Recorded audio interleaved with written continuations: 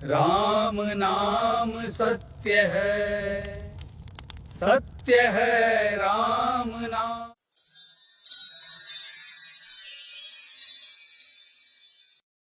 आज से लगभग 500-600 वर्ष पहले की बात है। एक नरसी नाम के भक्त थे। वे श्री कृष्ण जी के परम भक्त थे, परंतु बहुत ही कंजूस थे और 56 करोड़ की संपत्ति के मालिक थे। परमात्मा कहते हैं, माया को सिर पर नहीं रखना चाहिए। जैसे मोटरसाइकिल को सिर पर नहीं रखते, उसको चलाते हैं। परंतु सेठ नरसी मेहता माया से चिपक कर बैठे हुए थे, अर्थात दान नहीं करते थे, बल्कि बहुत कंजूस थे। उनकी केवल एक लड़की थी और उसकी भी शादी नरसी जी ने कर दी थी। साथ ही उसके नाम की हुंडी चला करती थी। जैसे आज बैंकों द्वारा ड्राफ्ट बनाए जाते हैं, पैसे जमा करके एक कागज में बैंक ड्राफ्ट बनाते हैं कि हमारे पास इसके इतने रुपए जमा हो चुके हैं, और उस ड्राफ्ट को आप किसी दूसरे शहर में जाकर बैंक में दे दो, उतने ही पैसे मिल जाया करते हैं। ऐसे ही पहले के समय में हुंडी काम करती थी। इसके लिए राजाओं द्वारा धनी व्यक्तियों की संपत्ति के हिसाब से उन्हें हुंडी बनाने की मान्यता प्रदान की जाती थी कि कोई व्यक्ति इतने रुपए तक की हुंडी यानी ड्राफ्ट बना सकता है। सेठ लोग फिर आपस में महीने, 6 महीने, 1 वर्ष में एक दूसरे से कागज और धन आदान प्रदान कर लिया करते थे। वहीं नरसी जी के पास 56 करोड़ की संपत्ति थी। यदि आज के समय से अनुमान लगाएं तो अरबों खरबों की संपत्ति थी, और धन इकट्ठा करने के चक्कर में वो इतना कंजूस हो गए थे कि वो चवन्नी भी दान नहीं करते थे। लेकिन परमात्मा तो परमात्मा ही होता है। उन्होंने उस प्यारी आत्मा से माया का वो जाल छुड़वाया जो कि उसके जी का जंजाल बना हुआ था।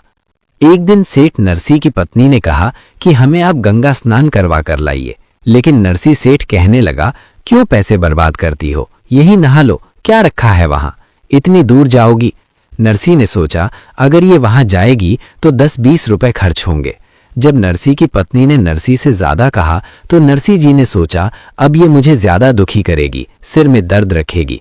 ऐसा सोचकर वो पत्नी के कहने से गंगा स्नान के लिए चल पड़ा।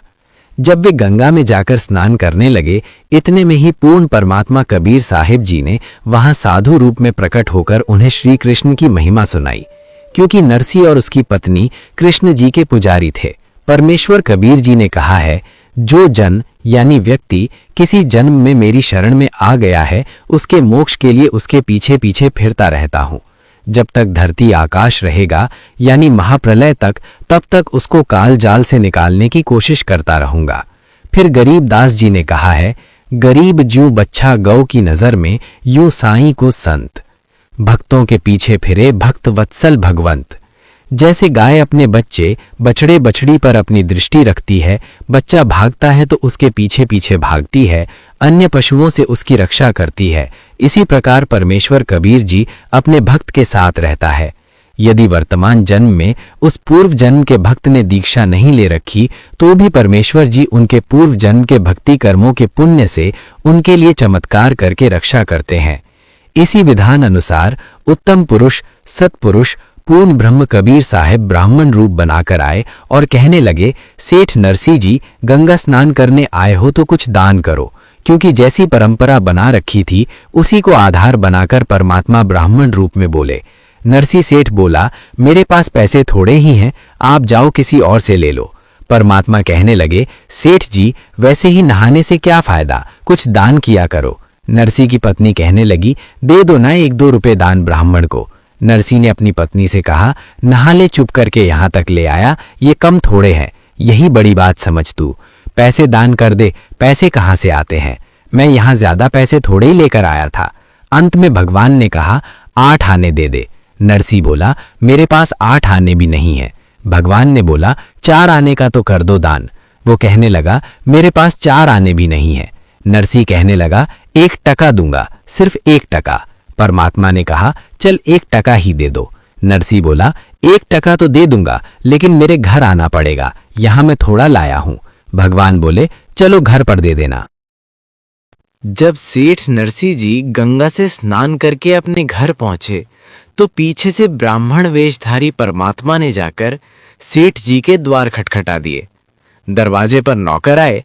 नौकरों ने पूछा, क्या बात है ब्राह्मण जी?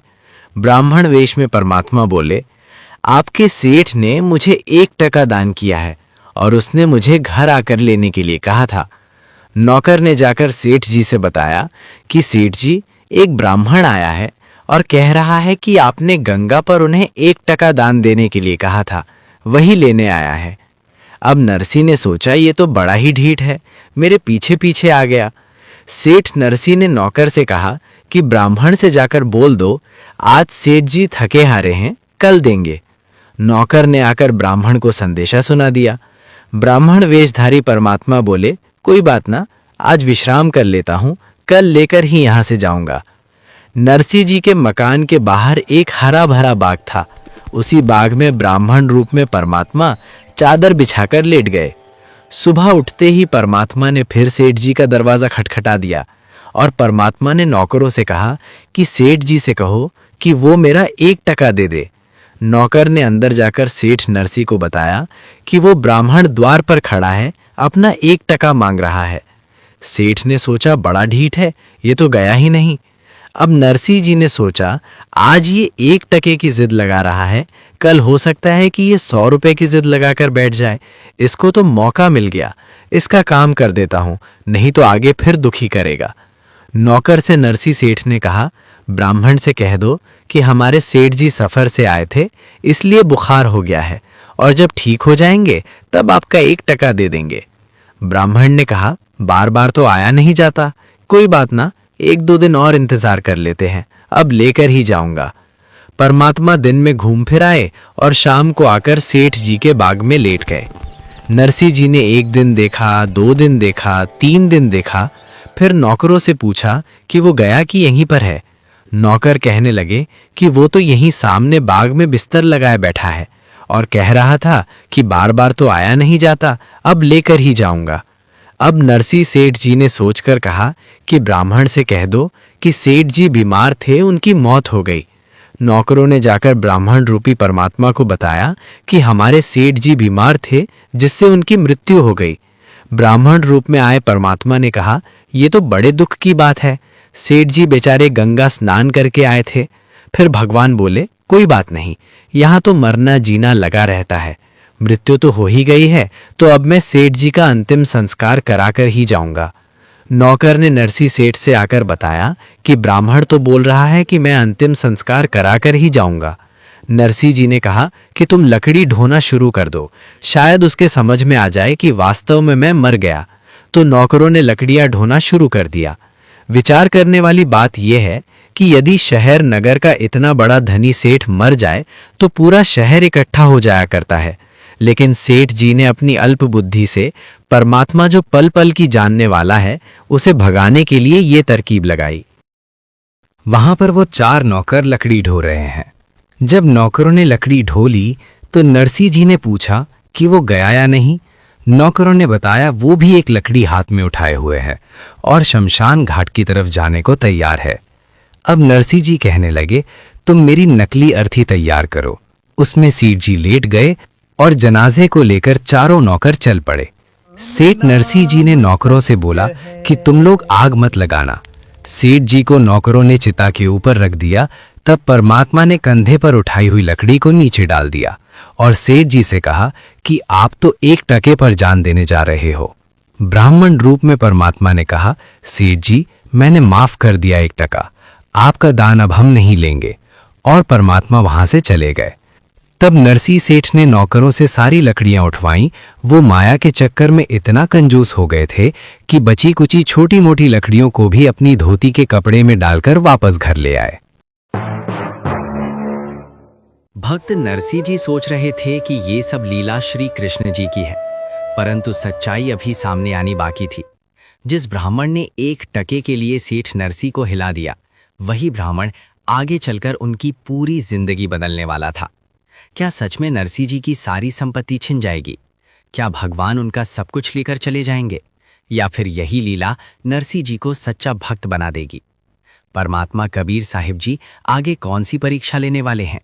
इसका उत्तर मिलेगा कहानी के दूसरे भाग में।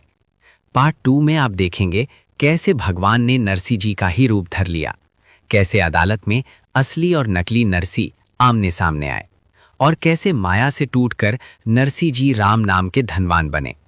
अगर आप चाहते हैं पार्ट 2 सबसे पहले देखना तो इस वीडियो को लाइक करें, चैनल को सब्सक्राइब करें और कमेंट में लिखें राम नाम सत्य है, क्योंकि अगला भाग इस भाग से भी ज्यादा चमत्कारी होने वाला है।